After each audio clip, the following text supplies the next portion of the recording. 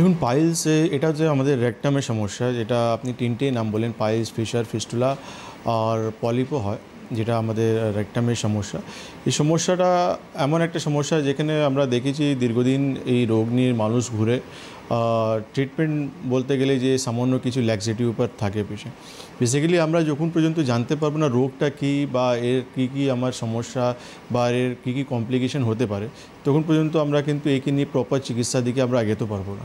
কেন আমরা প্রচুর পেশেন্ট দেখি যারা পাইলস নিয়ে আছে আমার, কিন্তু তার ব্যথা ওষুধ খাচ্ছে বা সে কোনো মলম ইউজ করছে বা কোনো ল্যাক্সেটিভ খেয়ে নিচ্ছে।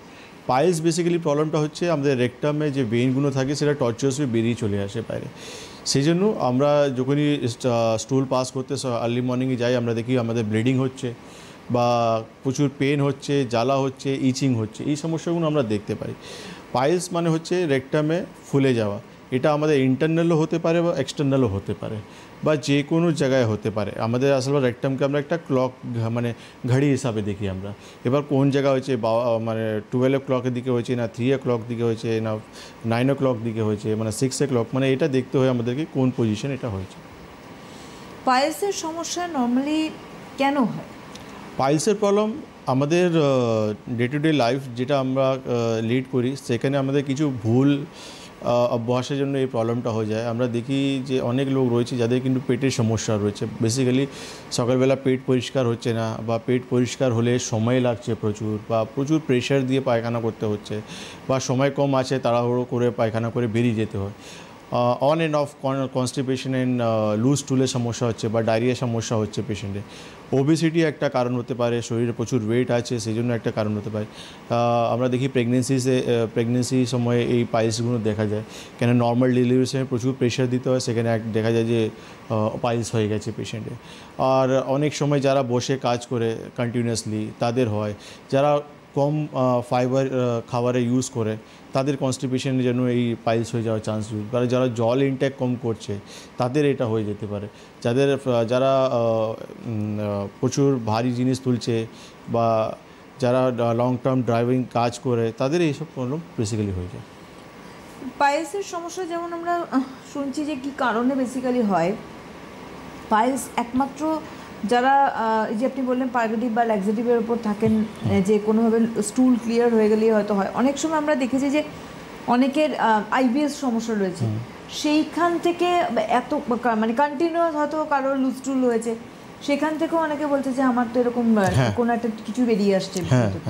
দেখুন আপনি কন্টিনিউয়াসলি বারবার যখন বাথরুমে যাবেন তো আলটিমেটলি কী হয়, যে পেশেন্ট আইবিএস মতন সমস্যা বা ডায়রিয়া মতন সমস্যা বা কনস্টিপেশনের মতন সমস্যা না, তো বেসিক্যালি আমরা সব পেশেন্টদেরকে এটাই বলি যে প্রেশার দেওয়া উচিত নয় বা যত সময় লাগছে সময় দিয়ে আমাদেরকে স্টুল ক্লিয়ার করা উচিত। এমন না যে আমাদের প্রচুর প্রেশার দিয়ে বা তাড়াহুড়ো করে করা উচিত। এটা বেসিক্যালি যারা বারবার যায় তারা বিরক্ত হয়ে যায় যে বারবার যেতে হচ্ছে, তো আমি একটু প্রেশার দিয়ে করি, সেখানে দেখে যায় পাইলস হয়ে গেছে। অনেক সময় ফিস্টুলা হয়ে যায়, অনেক সময় ফিশার হয়ে যায়, রেকটাম রিং ফেটে যায়। তো এই কমন তিনটে প্রবলেম আমরা বেসিক্যালি রেকটামে দেখতে পারি, অ্যানোরেক্টাল সিস্টেমে দেখতে পাই। মানে এই কনস্টিপেশন ডায়রিয়ার জন্যই কিন্তু আমার ফিস্টুলা হয়ে যেতে পারে বা আমার ফিশার হয়ে যেতে পারে, এটা দেখতে পারি আমরা। এই ক্ষেত্রে আমরা কিছু ক্ষেত্রে আমরা দেখেছি, অনেক ক্ষেত্রেই আমরা দেখেছি অপারেশনের একটা জায়গা চলে আসে এবং অপারেশন করার পরে তারা বেসিক্যালি রিলিফ পাওয়ার জন্যই পেশেন্টরা অপারেশনই করেন যাতে আর এটা ফিরে না আসে। কিন্তু মুশকিল হচ্ছে যে বেশি দিন এটা কিন্তু যায় না, কি আবার রিল্যাপস করছে। এবার একটা মানুষকে তো একাধিকবার অপারেশন করানো যায় না, এটা তো মানে নেক্সট টু ইম্পসিবল থিং। ফলে তার সমস্যাটা আরও সমস্যায় রয়ে গেল। উল্টে কি হলো, কি যে অপারেশন হলো সেই জায়গাটা আরও একটা হ্যাজার্ড হয়ে রইল বিষয়টা। সেখান থেকে কী করে মুক্তি পাওয়া? দেখুন পাইলস, ফিশার, ফিস্টুলা তিনটে জন্যই অপারেশন করা হয় মডার্ন প্যাথিতে। তো কেন কি মানুষ যখন কোনো কষ্ট পায়, যখনই ডক্টর কাছে যাবে উনি কিছু দিনে ওষুধ দেবেন, ওষুধ না সমস্যা না কমলে আলটিমেটলি উনি রেফার করবেন সার্জন কাছে। আপনি সার্জন কাছে চলে যান, ওনাকে দেখান। তো সার্জন দেখার পর ডাইরেক্টলি ওনাকে কিছু না, একটাই কথা বলবেন যে আপনাকে অপারেশন করতে হবে, যেটা আপনার গ্রোথ হয়ে গেছে, যেটা অর্শ হয়ে গেছে, এটা আপনাকে ক্লিয়ার করতে হবে, বাদ দিতে হবে পুরোপুরি। কিন্তু আমরা যেটা আয়ুর্বেদে বলি, এটা আমরা কিন্তু অপারেশনে কোনো দিন সাজেশন দিই না, আমরা বলি খাসসূত্র করতে। এই জন্য যে যেটা ইনস্ট্যান্ট কেটে বাদ দেওয়া হয় তার বদলে কিন্তু আয়ুর্বেদে আমাদের সুতো থ্রেডিং করে দেওয়া হয়, যেটা কিন্তু 3 দিন 4 দিন বা সপ্তাহখানি সময় লাগে, নিজে থেকে কেটে পড়ে যায়। আর এখানে রিল্যাপস হওয়ার চান্সও কিন্তু প্রচুর কম থাকে। সেম গোজ টু ফিস্টুলার সময় আমরা দেখেছি পেশেন্টের অপারেশন হয়ে যাচ্ছে, সেখানে কিন্তু আলটিমেটলি চ্যানেলগুলো বা রিল্যাপস করে যাচ্ছে পেশেন্ট, আমরা দেখেছি। কিন্তু আমাদের আয়ুর্বেদে এটা খুবই সেফ ট্রিটমেন্ট, আমরা খাসসূত্র ইউজ করি, খাসসূত্র করে আমরা ট্রেডিং করে দিই, সেখানে কিন্তু আস্তে আস্তে সেই চ্যানেলটা ওপেন হয়ে যায়।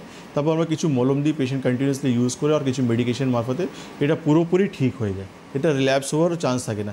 কিন্তু প্রচুর আমরা পেশেন্ট পেয়েছি এখানে যে ডক্টরবাবু আমরা অলরেডি একবার অপারেশন করে নিয়েছি, আর অপারেশন করতে চাই না। কেন কি বেসিক্যালি একবার আপনি যখন এই পাইলস ফিশার ফিস্টুলা অপারেশন করতে যাবেন, আপনাকে 3 দিন 4 দিন নার্সিংহোমে থাকতে হবে। সেখানে কিন্তু আলটিমেটলি যে অপারেশনগুলো হয় ইনস্ট্যান্ট কেটে যাওয়ার জন্য পেইনফুল হয়, অনেক সময় লেগে যায় রিকভার করতে। কিন্তু আয়ুর্বেদে এমন হয় না। আমরা যে খাসসূত্র, আমি মঙ্গলবারই আমি কুচবিহার ছিলাম, তো কুচবিহার গিয়েছিলাম, একটা পেশেন্ট অনেক দিন থেকে ওনার খাসসূত্র করার ইচ্ছা ছিল, ফিস্টুলা হয়ে গেছিলো ওনার, তো আমি যেতে পারছিলাম না। কিন্তু এই ডেটে আমি যখন গিয়েছিলাম উনি এসেছিলেন, তখন ওনাকে একটাই কথা বললাম, খাসসূত্র করে নিন, আপনাকে দীর্ঘদিন এই রোগ নিয়ে ঘুরতে হবে না। তো ওনাকে আমি খাসসূত্র করে চলে এসেছি, আবার 2 সপ্তাহ পর ফলো আপ করতে যাব। আশা করছি পুরোপুরি উনি নির্মূল হয়ে যাবে, রিকভার করে যাবে। কেন কি আয়ুর্বেদে খুবই সেফেস্ট ট্রিটমেন্ট রয়েছে। আজকে আমি আমার 10 বছর প্র্যাকটিসে আমি দেখছি, আমি প্রচুর পেশেন্টদেরকে খাসসূত্র করেছি, সেখানে কিন্তু পেশেন্টের আজ অব্দি পেশেন্ট আমি এখন পাইনি যে বলেছে যে ডক্টর আমার রিল্যাপস করে গেছে, প্রবলেমটা পুরোপুরি ক্লিয়ার হয়ে যায়।